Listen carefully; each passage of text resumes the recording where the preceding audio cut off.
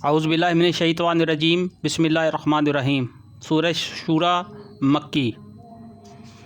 تم لوگوں پر جو مصیبت بھی آئی ہے تمہارے اپنے ہاتھ کی کمائی سے آئی ہے، اور بہت سے قصوروں سے وہ ویسے ہی درگزر کر جاتا ہے۔ تم زمین میں اپنے خدا کو عاجز کر دینے والے نہیں ہو، اور اللہ کے مقابلے میں تم کوئی حامی اور ناصر نہیں رکھتے۔ اس کی نشانیوں میں سے ہیں یہ جہاز جو سمندر میں پہاڑوں کی طرح نظر آتے ہیں۔ اللہ جب چاہے ہوا کو ساکن کر دے اور یہ سمندر کی پیٹھ پر کھڑے کے کھڑے رہ جائیں۔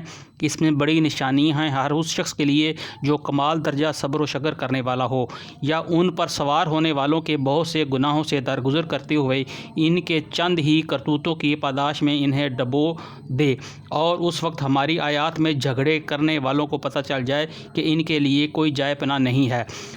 جو کچھ بھی تم لوگوں کو دیا گیا ہے وہ محض دنیا کی چند روزہ زندگی کا سر و سامان ہے، اور جو کچھ اللہ کے ہاں ہے وہ بہتر بھی ہے اور پائیدار بھی۔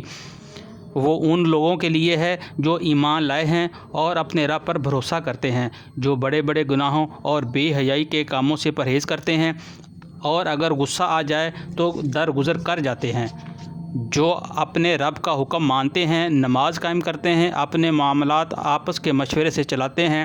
ہم نے جو کچھ بھی رزق انہیں دیا ہے اس میں سے خرچ کرتے ہیں، اور جب ان پر زیادتی کی جاتی ہے تو اس کا مقابلہ کرتے ہیں۔ برائی کا بدلہ ویسی ہی برائی ہے، پھر جو کوئی معاف کر دے اور اصلاح کرے اس کا اجر اللہ کے ذمہ ہے۔ اللہ ظالموں کو پسند نہیں کرتا، اور جو لوگ ظلم ہونے کے بعد بدلہ لیں ان کو ملامت نہیں کی جا سکتی۔ ملامت کے مستحق تو وہ ہیں جو دوسروں پر ظلم کرتے ہیں اور زمین میں ناحق زیادتیاں کرتے ہیں۔ ایسے لوگوں کے لیے دردناک عذاب ہے۔ البتہ جو شخص صبر سے کام لے اور درگزر کرے تو یہ بڑی اولو العزمی کے کاموں میں سے ہے۔ جس کو اللہ ہی گمراہی میں پھینک دے اس کا کوئی سنبھالنے والا اللہ کے بعد نہیں ہے۔ تم دیکھو گے کہ یہ ظالم جب عذاب دیکھیں گے تو کہیں گے اب پلٹنے کی بھی کوئی سبیل ہے، اور تم دیکھو گے کہ یہ جہنم کے سامنے جب لائے جائیں گے تو ذلت کے مارے جھکے جا رہے ہوں گے، اور اس کو نظر بچا بچا کر کن اکھیوں سے دیکھیں گے۔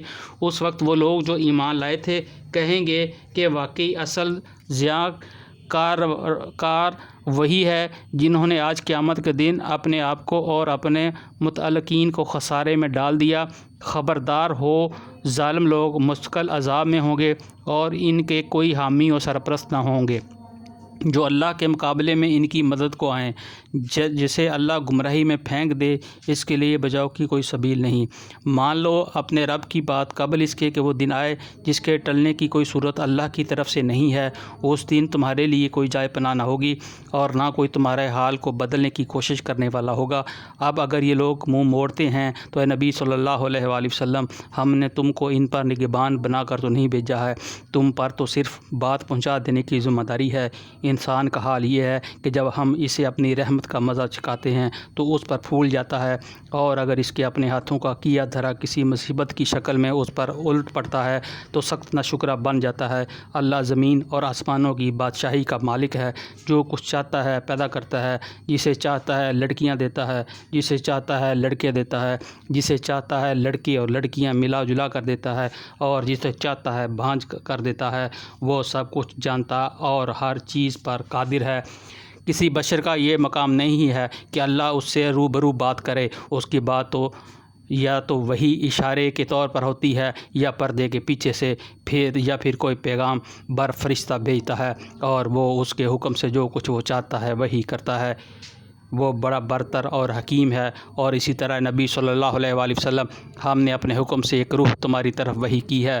تمہیں کچھ پتہ نہ تھا کہ کتاب کیا ہوتی ہے اور ایمان کیا ہوتا ہے، مگر اس روح کو ہم نے ایک روشنی بنا دیا جس سے ہم راہ دکھاتے ہیں اپنے بندوں میں جسے چاہتے ہیں۔ یقیناً تم سیدھے راستے کی طرف رہنمائی کر رہے ہو، اس خدا کے راستے کی طرف جو زمین و آسمان کی ہر چیز کا مالک ہے۔